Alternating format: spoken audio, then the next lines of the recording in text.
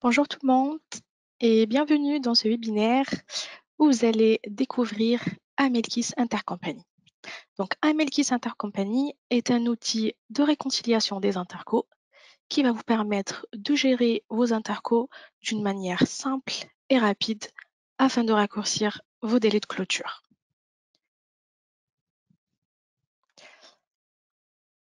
Je me présente, je suis Iman Riani, responsable produit chez Amelkis et nous allons passer une demi-heure ensemble aujourd'hui afin de vous présenter notre outil Amelkis IC.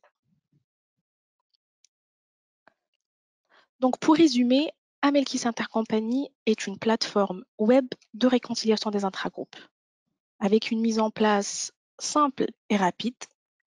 Une fois vos accès créés, vous allez recevoir un lien de connexion ainsi qu'un code user et un mot de passe pour se connecter sur la plateforme à partir de votre ordinateur, tablette ou même téléphone portable.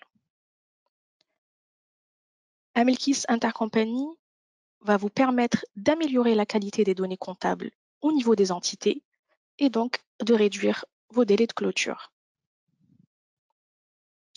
L'objectif principal de notre outil Amelkis IC est la délocalisation et la responsabilisation des filiales. Le consolideur pourra se concentrer sur le pilotage et descendre donc le problème de la réciprocité vers les filiales.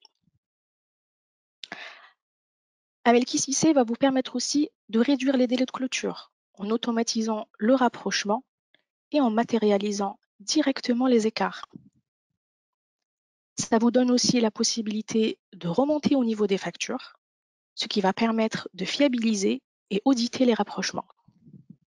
Enfin, Amelkis IC est un outil complet qui s'adapte à vos besoins et qui couvre l'ensemble des spécificités du traitement et de contrôle des intercos. Aujourd'hui, dans ce webinaire, nous n'allons pas passer trop de temps sur la théorie, mais nous allons nous diriger directement sur notre plateforme Amelkis IC et voir ensemble les points suivants. Comment se connecter à Intercompany, comment importer les fichiers et lancer le lettrage automatique, comment analyser les écarts et réaliser un lettrage manuel, et enfin, comment exporter ces données vers Opera. Donc, je passe sur notre outil. Donc, voilà le lien pour se connecter sur notre plateforme. On va renseigner un login et un mot de passe.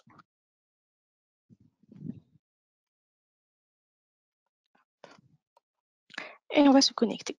Donc là, vous avez des contrôles de sécurité. Donc, pour confirmer, on doit cliquer. Voilà. Donc, une fois que vous êtes connecté sur notre plateforme, vous allez tomber sur cette page d'accueil. Cette page d'accueil, elle va contenir certaines informations. Donc, pour les personnes qui utilisent Opera pour la conso, on va pouvoir visualiser le nombre de liasses ainsi que le nombre de contrôles, valide, non valide, etc.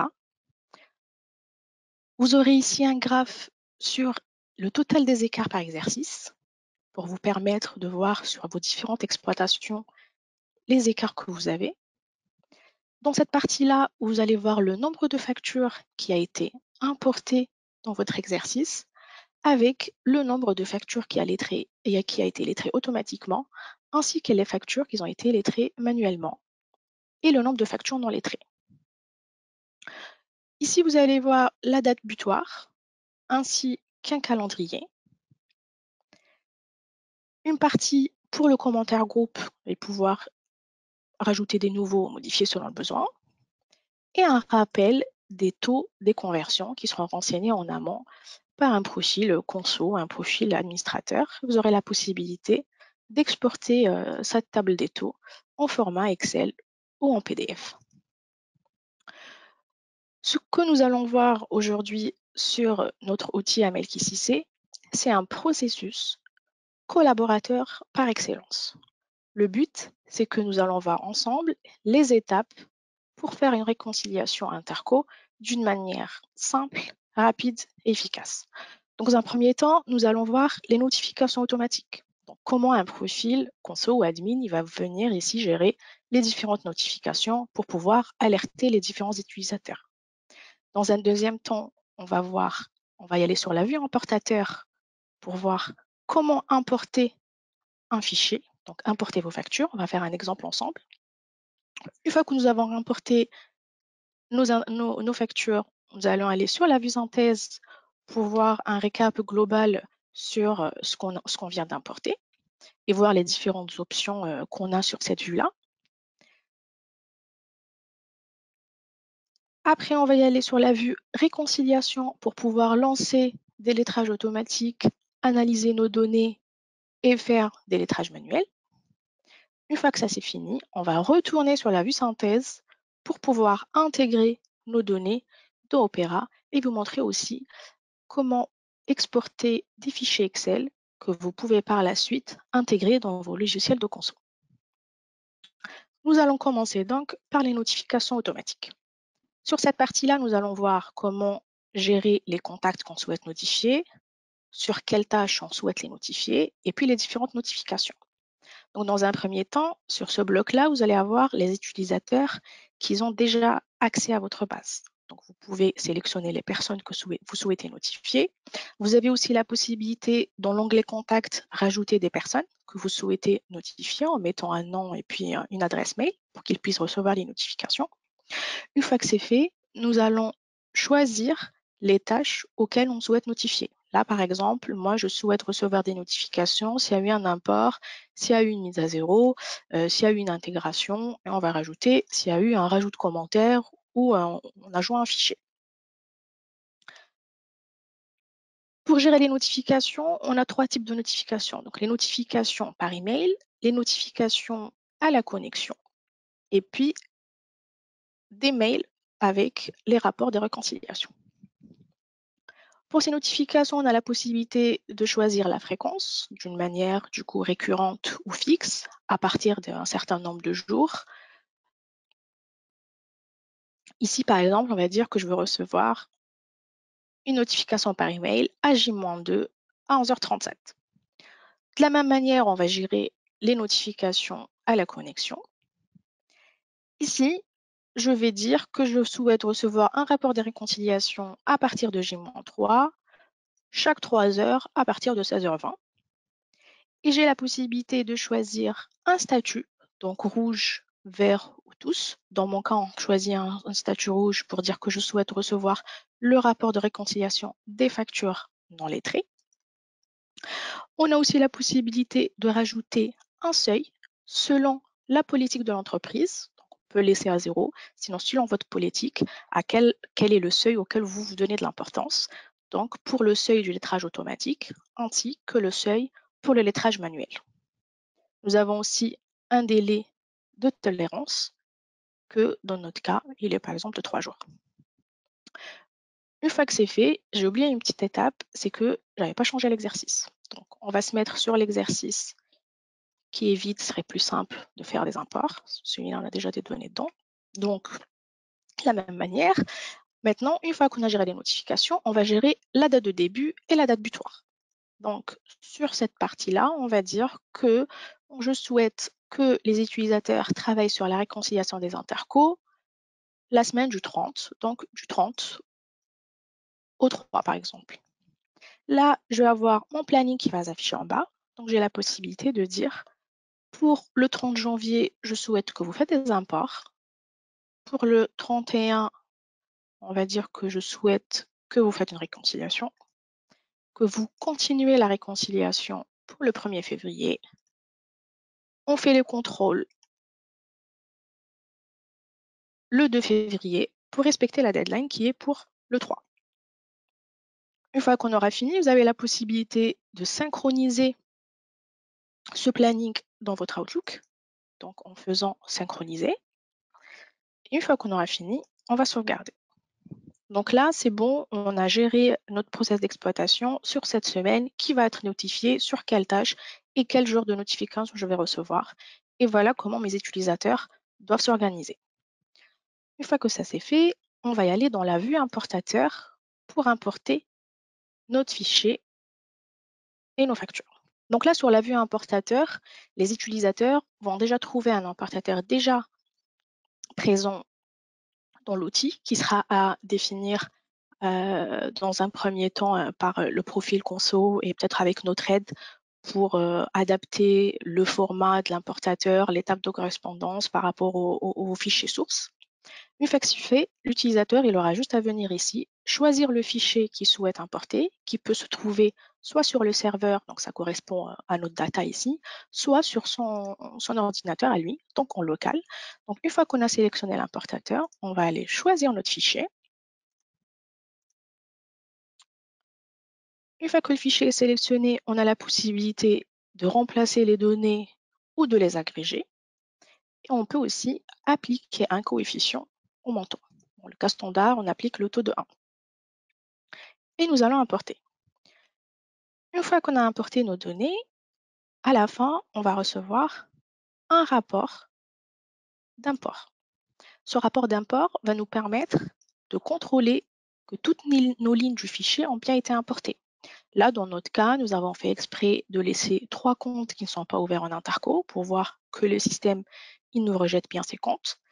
On a fait exprès de laisser le libellé des colonnes et on voit bien que l'outil il est en train de rejeter la valeur entité parce qu'il ne retrouve pas cette entité. Le but de cette analyse de rejet, c'est que ça peut notifier les utilisateurs pour dire attention, j'ai une nouvelle entité que je dois créer, il y a une nouvelle devise de transaction, il y a un nouveau compte, donc il faudra informer le profil qui gère l'importateur, donc en général c'est le profil admin ou conso, qui puisse mettre à jour les tables de correspondance ou créer des nouvelles entités si besoin. Une fois que c'est fait, on va y aller sur la vue synthèse pour voir en gros ce qu'on a importé. Déjà, dans un premier temps, la page d'accueil, elle va s'actualiser. Donc, on va voir en temps réel le nombre de factures. Donc, on sait bien que notre fichier, il contenait bien 271 factures. Et actuellement, tout est non lettré. Nous n'avons encore rien lettré. Donc, sur la vue synthèse, on voit en temps réel, sans aucune manipulation de notre part, le nombre de paires valides et non valides. Donc, l'outil va directement nous dire, attention, dans un premier temps, on va pouvoir se concentrer sur ces couples non invalides, ces paires invalides. Dans cet écran, on a la possibilité, s'il y a eu une erreur ou si on souhaite recommencer, de faire une mise à zéro. Donc, il suffit de cliquer ici, de sélectionner toutes les factures et faire une mise à zéro globale. Vous avez aussi la possibilité de supprimer juste certains couples si vous le souhaitez. On a aussi la possibilité, si vous avez un périmètre très large, vous souhaitez filtrer, vous avez la possibilité de filtrer. Donc là, pour aller choisir les entités sur lesquelles on souhaite travailler, ou sinon, vous avez la possibilité de filtrer par critères. Donc là, c'est des critères qui sont standards, donc activité, devise, statut, et en fait qui sont personnalisables selon le besoin et selon le critère que vous permet de filtrer de la même manière pour filtrer sur les partenaires. Vous avez la possibilité aussi ici de verrouiller, de déverrouiller si besoin et d'imprimer. Là, si on clique sur la petite flèche pour ouvrir les détails, donc on va voir les différents couples. Donc là, par exemple, on va voir que dans mon fichier, j'avais l'entité 1 qui a déclaré avec l'entité 2, 4, etc. J'avais aussi l'entité 2 qui a déclaré avec l'entité 1. Et du coup, ça me permet de voir les différents couples. Si je souhaite analyser mes données et rentrer plus dans le détail, j'ai la possibilité de choisir ici un couple et aller cliquer sur la petite loupe à droite pour aller voir ma réconciliation, mon détail. J'ai aussi la possibilité sur cette vue-là de rajouter des fichiers. Donc, il suffit juste de choisir le couple, faire un clic droit et puis joindre un fichier. Et là, j'ai la possibilité d'aller récupérer un fichier en local ou en serveur et le mettre ici en pièce jointe si j'ai besoin d'un certain détail que je souhaite informer les autres utilisateurs dessus. Donc, on a la possibilité, comme je disais, de cliquer sur la loupe ou sinon d'aller directement ici dans la vue réconciliation et filtrer sur le couple que je souhaite voir. Dans la vue réconciliation, là, on n'a encore fait aucune manip. Du coup, on voit bien que sur les 271 factures, on n'a aucune facture encore lettrée. On peut voir ici avec la petite boule les couples qui sont valides et non valides. Donc là, sur la vue réconciliation, on va pouvoir voir le détail par famille de compte. Donc, ces familles, c'est des familles qui sont en paramétrage standard, donc avec de l'actif et du passif pas de bilan, de l'actif et le passif haut de bilan. Nous allons avoir les charges et les produits d'exploitation, le financier et l'exceptionnel. C'est du paramétrage standard. Il est toujours personnalisable selon le besoin. Si vous souhaitez rajouter ou réduire le nombre de familles de rubriques, c'est toujours possible et faisable dans le paramétrage, qui sera à faire bien sûr en amont. Ici, dans cette partie-là, on a la possibilité de rentrer directement ici en cliquant sur cette petite flèche pour voir tous les comptes en même temps. Ou sinon, si je souhaite voir que mon actif pas de bilan versus mon passif pas de bilan, par exemple, je vais cliquer sur cette petite flèche-là.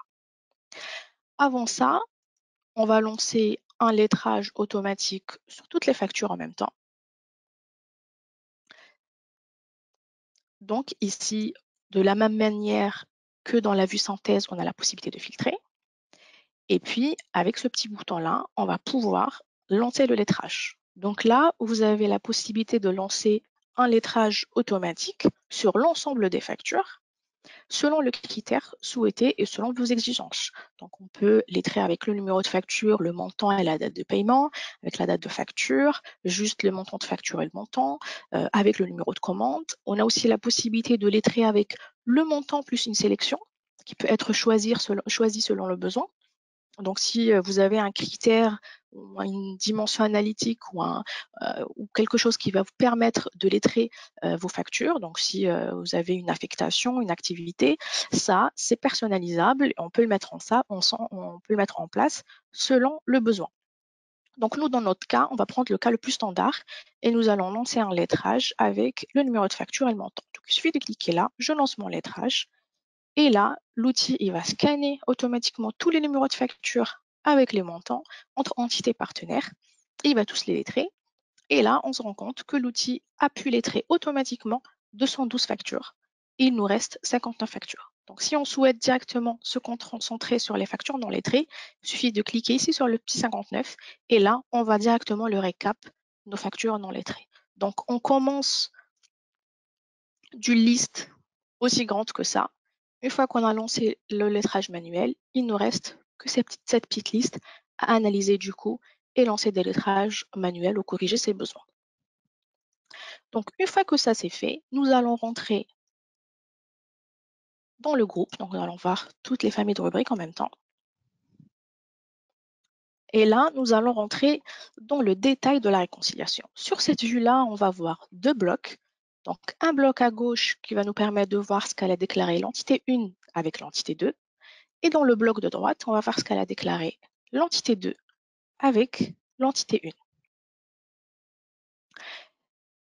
Les informations qu'on a sur cet écran, c'est les informations qu'on a importées. Donc, ils étaient dans notre fichier d'import. Donc, nous allons avoir la date de facture, le numéro de facture, le libellé si c'était renseigné, la rubrique qui va correspondre aux nos rubriques conso.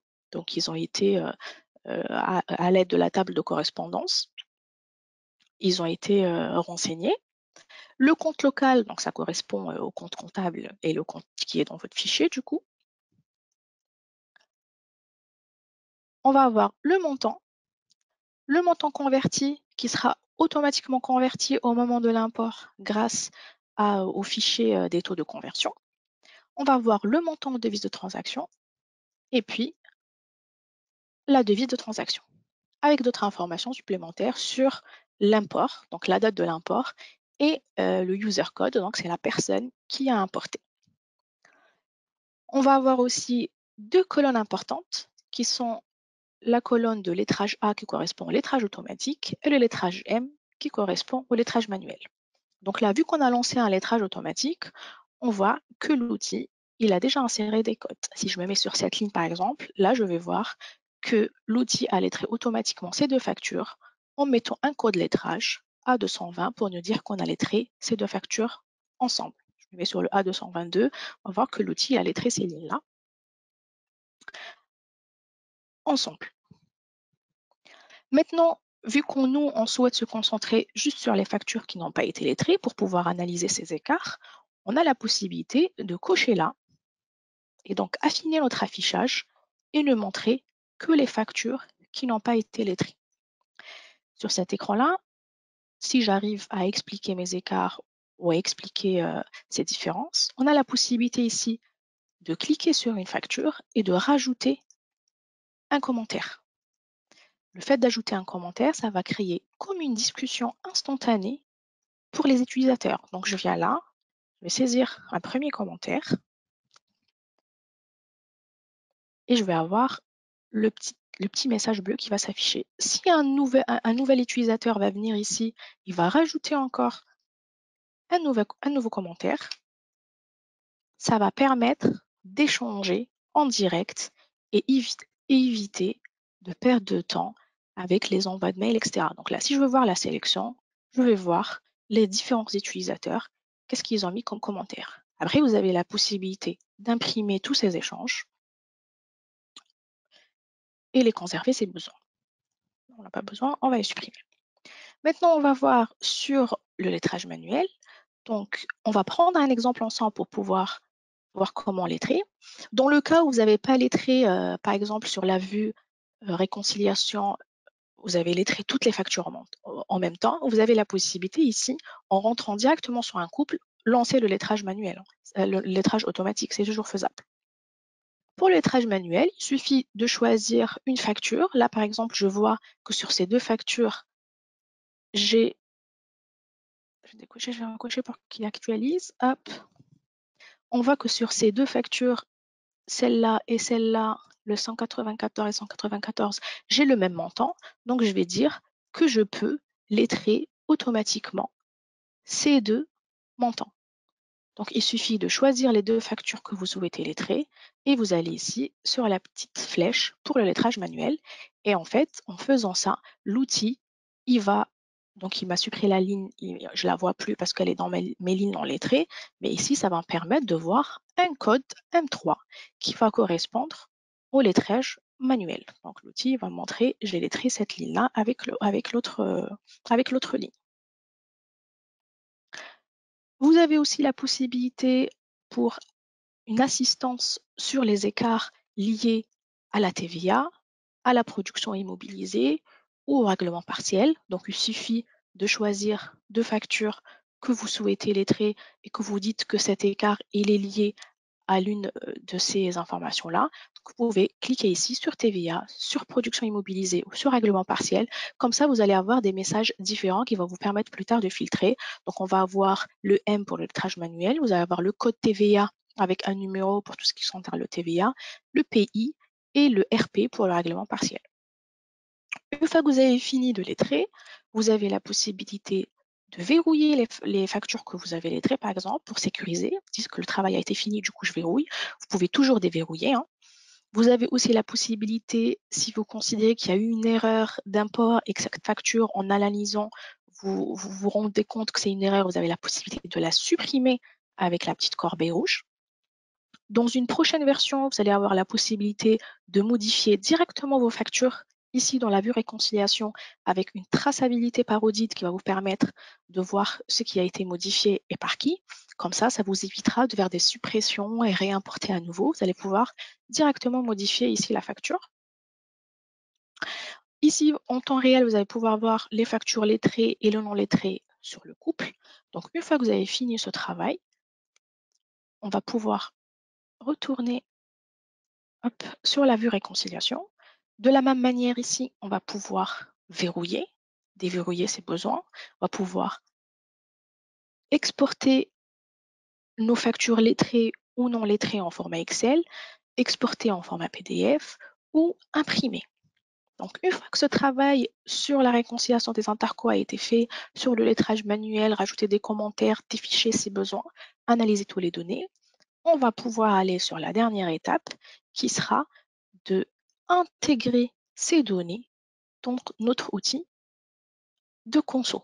Donc, en allant ici, vous avez la possibilité de sélectionner toute la facture ou une partie, allez cliquer sur le bouton intégration pour pouvoir intégrer les données dans votre logiciel de conso.